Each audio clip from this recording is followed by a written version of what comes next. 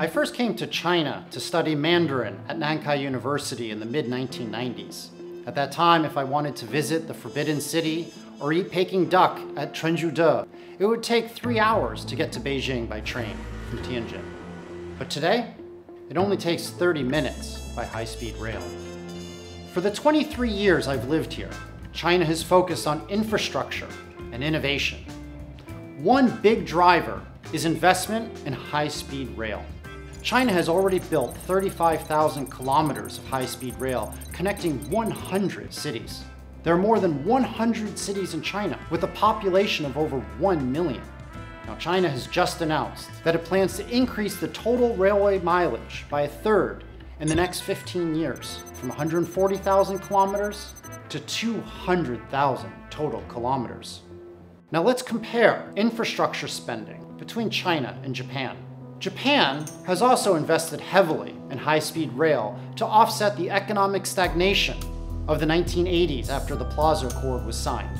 However, many of these trains connect big cities, such as Tokyo, to tiny villages with only 2,000 people. Thus are wasted white elephant spending, as very few passengers take the trains. By contrast, China has focused on connecting major cities to improve economic efficiency. By 2035, China's declared aim is that all cities with a population greater than 500,000 will be connected to high-speed rail. This allows white-collar workers to move away from expensive city centers and find cheaper housing. People now live in cities like Tianjin, where housing prices are lower and where it's easier to get a hukou, yet they can commute to Beijing. This was unheard of when I was studying at Nankai University. Having this world-class infrastructure is why China will not lose its manufacturing dominance in the near future, despite the U.S. China trade war. Now, in the United States, trains run on a much slower system. The average speed of most trains is only 128 kilometers an hour. Compare that with 350 kilometers an hour for China's high-speed trains. Amtrak's Acela Express is in the middle of a $2.4 billion investment in infrastructure upgrading, but their high speed will only be 257 kilometers an hour. Even with the global lead in infrastructure, China is paying more attention to innovation. China has announced plans to develop a maglev train capable of reaching a speed of 600 kilometers an hour, with the goal of reducing the time between Beijing and Shanghai from the current 5.5 hours to only 3.5 hours. The maglev train will be put into operation next year in 2021. In addition, the train will connect key economic and industrial areas, such as the Pearl River Delta, with cities such as Chengdu and Chongqing. This is going to create more economic opportunities throughout the entire country.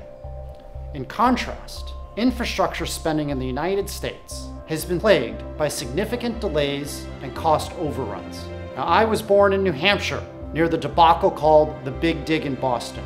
Planning started in 1982. Construction finally started in 1991, but it didn't officially conclude until 2007. It took 25 years for the project to start to end, and there was a cost overrun of 190%.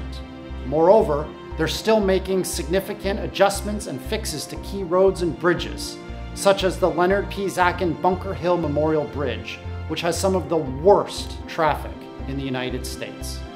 Now, since I was born in 1977, the United States has spent too much money on wars and building weapons rather than infrastructure spending. Since 9/11, war and military action in the Middle East and Asia has cost American taxpayers like me $6.4 trillion US. America has military bases in over 80 countries. Since the end of World War II, the United States has warred against 37 countries, while China has not gone to war with another country since the end of 1979. Now, President Trump proposed that the U.S. Department of Defense's budget to Congress in fiscal year 2021 will be $705.4 billion US, while China's is only $178.6 billion. It would be great if the United States could learn from China and focus on infrastructure innovation instead of focusing spending efforts on war.